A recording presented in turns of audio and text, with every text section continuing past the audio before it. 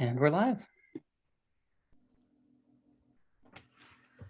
Well, good evening, Ramadan Mubarak to those who are observing, and Happy Eid if I don't get to see you before Eid. Thank you all for joining us this evening for our virtual town hall. As many of you know, we love getting the opportunity to connect with our constituents. I know that we are still doing it virtually. Hopefully, we will get back to doing these in person. Thank you for your patience for our delayed town hall. We had votes that ran a little late. Before we get into the Q&A portion of our town hall, I want to take a few minutes to give you all an update of some of the things that we have been up to here in Washington and in the district. I know many people have been very much focused on the war in Ukraine. So have we. In the recent weeks, we have seen the brutality with which Russia and Putin have continued their assault on Ukraine. The report of war crimes in Bucha, Mariupol, and elsewhere have shocked the conscience. While the United States continues to send military support, we also need to commit supporting the international organizations that were designed to hold brutal dictators and regimes responsible and accountable. This is why we've introduced 3 pieces of legislation to do just that. The first legislation that we introduced expresses our belief that the United States should join the International Criminal Court. Second, the Global Criminal Justice Act codifies into law the State Department's Office of Global Criminal Justice, which helps prevent and respond to war crimes, crimes against humanity, and genocide. And the third piece of legislation we introduced is to repeal the Hague Invasion Act, which repeals the 2002 law that prohibits U.S. support for the ICC investigations. The US cannot simply condemn these heinous war crimes while refusing to participate in the very international efforts that will help to combat them. President Biden recently also announced the Uniting for Ukraine program, which allows people in the US to financially support Ukrainian refugees and expedites temporary resettlement in the United States for up to 100,000 people in Ukraine who are fleeing this atrocious war. If you or someone you know needs support or wants to be part of the Uniting for Ukraine program, please call our office or visit the Uniting for Ukraine portal for more information on this program. I also want to take a minute to talk about our support for the victims of Russia's aggression.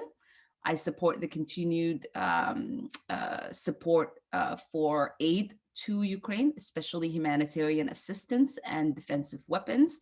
As we witness the brutality directed at the Ukrainian people, my heart also aches for the people around the world who are being impacted in other ways.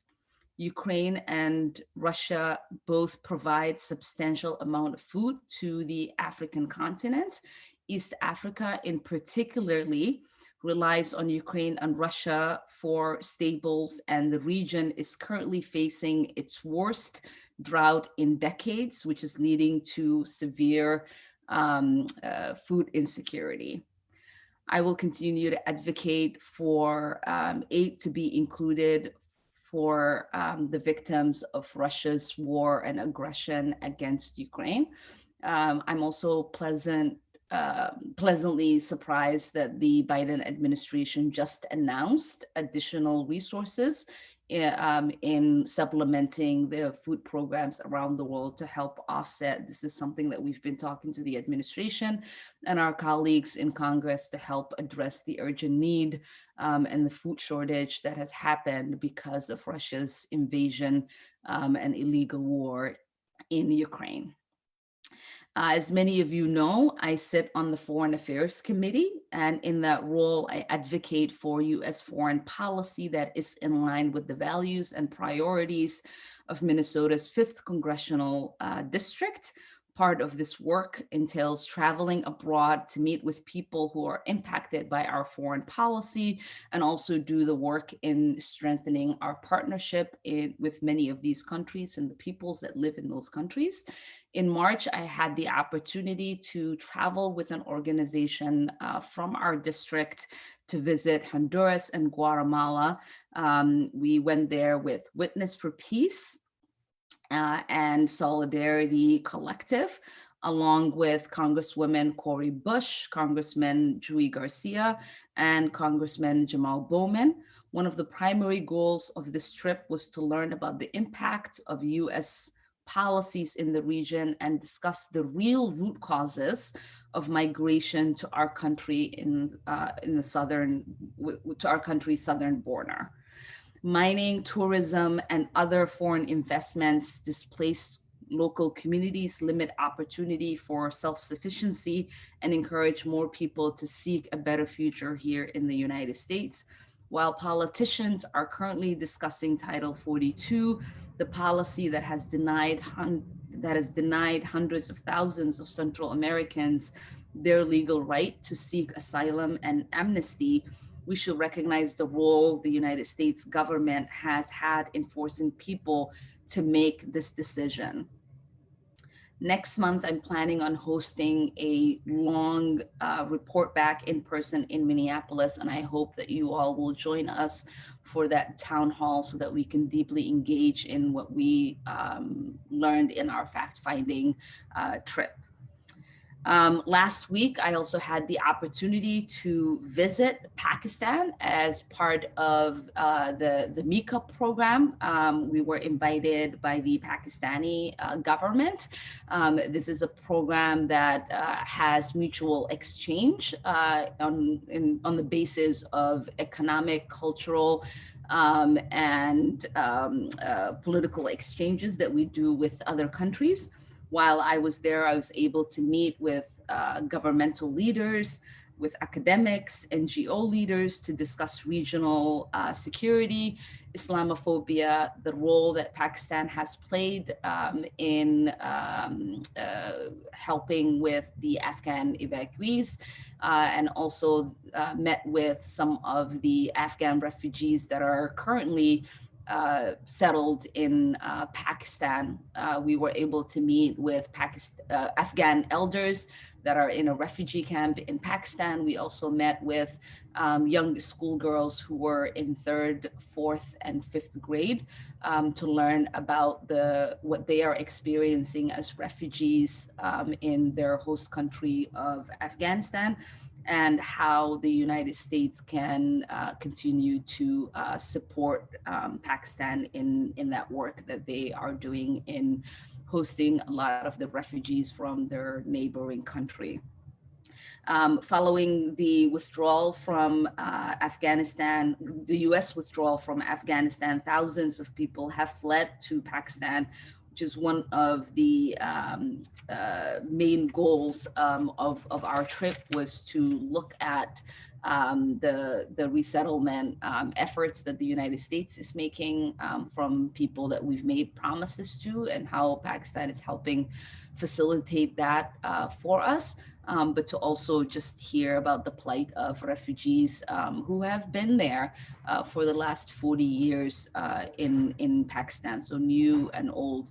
We also had an opportunity to talk with governmental leaders and political leaders about the advancement and protection of minorities and women. We also talked about some of the educational challenges and investments that are needed, and some of the economical and security challenges that the country faces.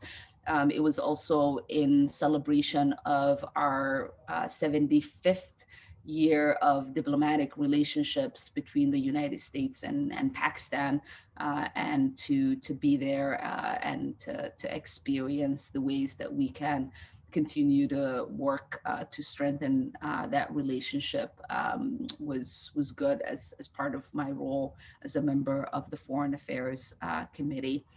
And lastly, before we move on to your questions, I want to mention one other bill that we introduced and were able to pass, the Supportive Services Enhancement Act.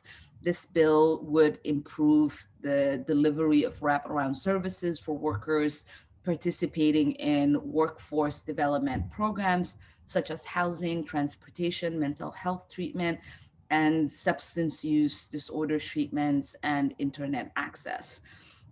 Now, with that said, I'm eager to hear what questions you all have and would like to, if you would like to ask a question, please send it in the messages in Zoom chat, and we will go through them.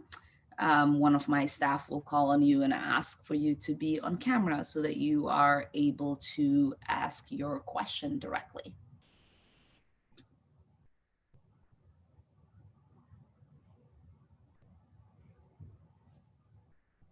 Are we ready, guys? Give us just a minute, please. Okay.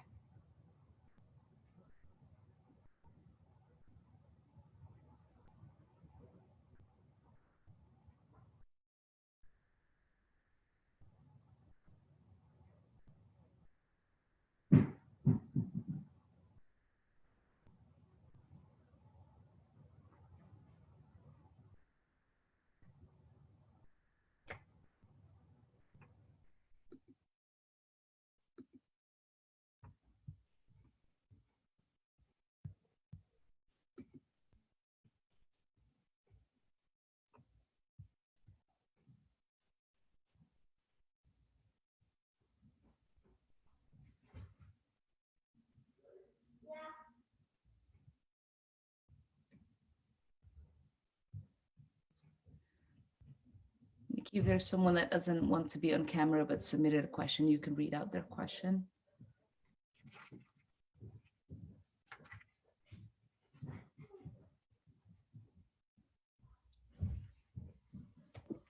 Absolutely. Let me just pull out my other screen.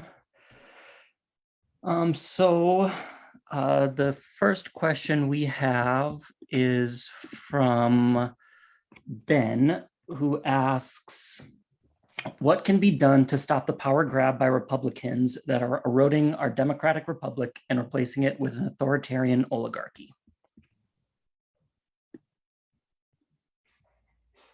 Well, thank you so much. That's a really great question. I don't think there could be a more important question we face today as a country. As you probably know, I've seen what happens when countries descend into civil war, and I know how precious and fragile a functioning government is in a particular democracy. I've watched with just the kind of really disruptive, menace ways the opposing political party has acted. And we know what happens when opposing political parties abandon and directly attack our basic functions of democracy. As many of you know, I was there on January 6th. Not only did I fear for my life, I feared for our country, for our republic, and for the democracy that many of us are so proud of and would like to see strengthened. I think the solution is simple. Democracy is not a stagnant entity. It depends on consent of the governed and reform. As I wrote after January 6th, the genius of our Constitution is not that it came fully formed, but that it has been subject to reform. And it was not until the Voting Rights Act of 1968, for example, that Black people in this country truly had the right to vote. So I think the only way to save our democracy is to have massive reform movement, like we haven't seen in our history. At bare minimum, we should be passing the John Lewis Voting Rights Act, and the People's Act. We should be doing everything that we can to end money in our politics in the ways that it corrupts. I think it's really important for us to also have secure elections and invest in the kind of resources that are going to be really necessary for us to make sure that we have very secure and protected election mechanisms. So there are a lot of really good ideas, and I know that as Democrats, we've been fighting in Congress, especially in the House, to pass these pieces of legislation. We've been fighting in the Senate to try to figure out mechanisms to get these pieces passed so that President Biden is able to sign them into law. But we've also been fighting in the courts, fighting against illegal and corrupt gerrymandering. We've been fighting against pieces of legislation that have been introduced in the states that are harmful in people accessing the ballot box and exercising their right to vote. And so we have to continue to be vigilant. We have to continue to advocate, and we have to continue to support those who are in the trenches fighting to make sure our democracy is strong so that we can maintain our republic. It was said once, whether we were going to have the ability to do that depended on our citizens, and the citizens of this country have to be ready to defend our democracy with every tool that we have, I should say.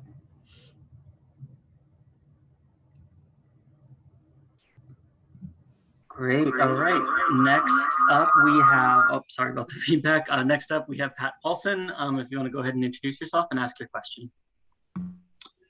Thank you. And hello, Congresswoman. How are you? I can't hear you, but I just wanted to, I hope you can hear me. And I just wanted to ask, some housing questions, of course. And I was just wondering, what are the chances of passage of any of the housing components of Build Back Better, or some of your legislation or components of your legislation like Homes for All, or the Home Act, which has a lot of components that I like. Obviously we need more supply of housing, affordable housing in particular, whether it's public housing, rental housing, housing for sale, all of that's really important. So any chances of any components of this getting into any legislation and passing? Certainly. Obviously, we introduced our pieces of legislation like the Homes for All Act, and we continue to get support for it in the House, and we'll continue to do that in the Senate. But to your question of whether some of the funding that was included in the Build Back Better legislation, that I think remains to be seen. We know that there is a conversation that is happening between the leadership of the House, the leadership of the Senate, and President Biden and his team to try to see if there are smaller packages that can be put together to pass as reconciliation pieces of legislation in the Senate. As you know, we are votes short. And full of ideas and full of potential. But I believe that we have to continue to negotiate and be at the table and find consensus where we can. I am confident, I will say, that something will happen before November comes, that will, might not go as far as you and I would like, but that would be at least some historic investments in housing and other areas that we would like to see investment in. I also know that in the last appropriations bill, last budget bill that we passed, there was some increased investment in housing. We are currently working on the second reiteration of the budget bill or the appropriations bill. And that should also have more investment in housing. We not only have shortage in affordable housing, we just have shortage in the housing stock. As you know, we haven't built new public housing since the 90s. And so there's so many people who are living in poverty who truly can't access a home for themselves. We also need, support in trying to get some transitional housing for people who have experienced homelessness. We also need to deal with the crisis that is homelessness in this country as well. And so building and investing in shelters is also important. But a lot of us are also finding creative ways to try to create housing investment in our community projects. As you know, in the 17 million that we were able to secure for the 5th district, a portion of that went into housing projects. And one of the housing projects that we helped fund in the tune of $1.8 million is WADAG. Housing complex that is going to be going into the Seward neighborhood, and it will have affordable housing that is for families up to 4 bedrooms, which is going to be a first of its kind. So I'm really excited, and I think we have a visit with them next week to kind of take a look at the project and deliver their check. And so I know a lot of my other colleagues are also doing that. And I think when you are in a political gridlock, you have to find creative ways to get the projects that you need. And these community project funding or earmarks have been creative ways that we can deliver direct resources and address the needs of our communities. So thank you again for being an advocate of housing and for sitting on our housing task force that we have in the 5th.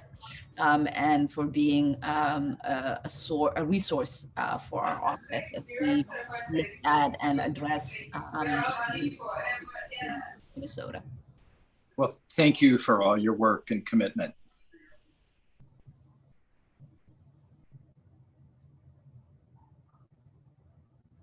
All right, so we had a few additional questions come in through the chat from some folks who are not able to join by camera. Abdul Omar asks, AFSCME would like to know, what are the prospects of a reconciliation bill that includes funding to lower costs for families by investing in childcare and allowing Medicare to negotiate the costs of prescription drugs and paying for everything by ensuring the wealthy and corporations finally pay their fair share? Well, thank you, Abdul. I think I kind of sort of answered that question in my response to Pat's question. There is a prospect of getting a reconciliation bill done. I don't know, maybe we might be able to do more than one. I'm not sure the legality of being able to do more than one, but there's certainly a conversation that is taking place between the leadership of the House, the Senate, and the White House to try to look at what kind of package could be put together that would have enough votes in the House and in the Senate. And I am optimistic, or I will remain optimistic about what that package could look like. I know that there is going to probably be something around childcare. there will be investments in regards to addressing the climate crisis, and I'm certain there will be investment in healthcare and housing. And so while I don't, the details of what will ultimately happen, it's not clear yet. I think the conversations still seem promising in getting something done. And while we might not like how far it goes, I think that there will be some historic investments in those areas.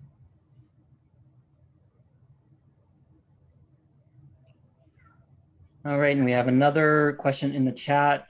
Are you aware of the total and permanent disability program to cancel federal loans? And are you aware that it is designed for recipients of this program to fail? I don't think, can you say the question again? Yeah, so I think this is about student loans. Are you aware of the total and permanent disability program to cancel federal student loans? And are you aware that it is designed for recipients of this program to fail? Mm-hmm. Well, thank you for the question. I am aware that this program needs great reforms, and the Department of Education has made strides to do so. Last year, the rulemaking committee reached an agreement making big changes to this program. They have eliminated post-discharge income monitoring, expand who can certify a disability, and expand eligibility for recipients of Social Security. While these changes are significant, it might take almost up to 2 years before these changes are finalized. If you yourself are experiencing any difficulties with this, maybe we can have a direct conversation and see if there's ways to directly support you. And if you are asking the question on behalf of someone, please have them reach out to our office for direct consultation.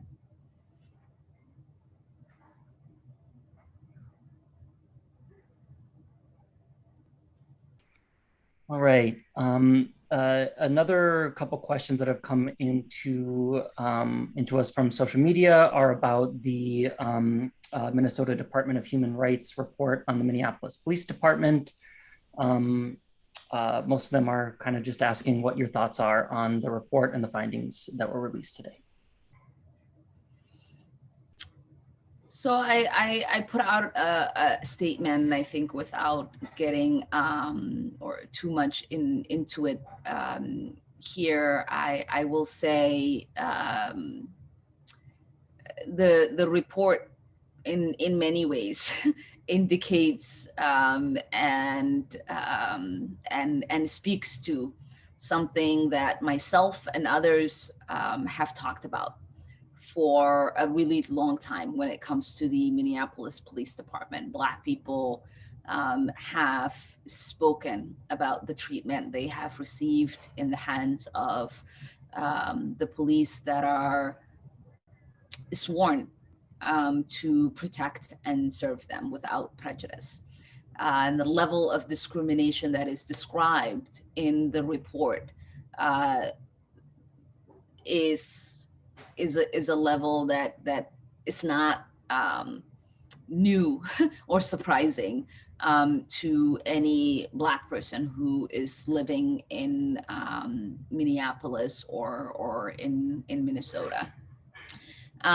What I do hope that this report does is it gives people the opportunity to finally stop denying the pain, the harassment, the abuse that Black people have experienced and talked about and looked for affirmation of in the hands of the Minneapolis Police Department. I hope that there is further action. I know that we are still waiting for the federal DOJ, the Department of Justice, to also do their report. And I know that that's also coming soon. And so we will continue to seek accountability. And I do hope that people who have defended the Minneapolis Police Department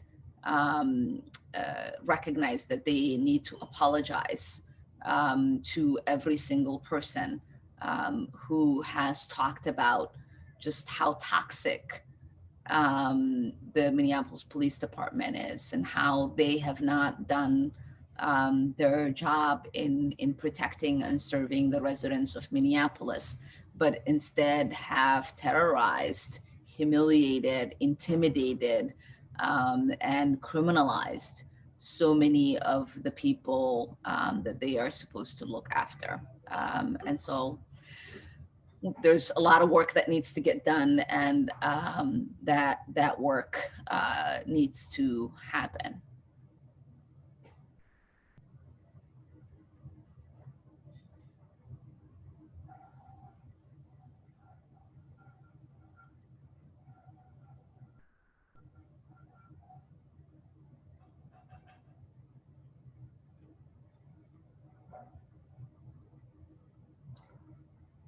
Okay, does that wrap up the questions that we have?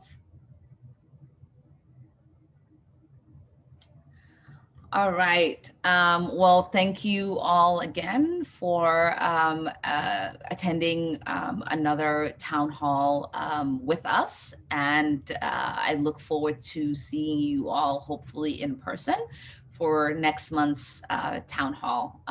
If you have questions between tonight and when we do our next town hall, please do not hesitate to reach out to our office in Minneapolis or in DC. And I look forward to seeing you all next week for our district work week. Bye, everyone.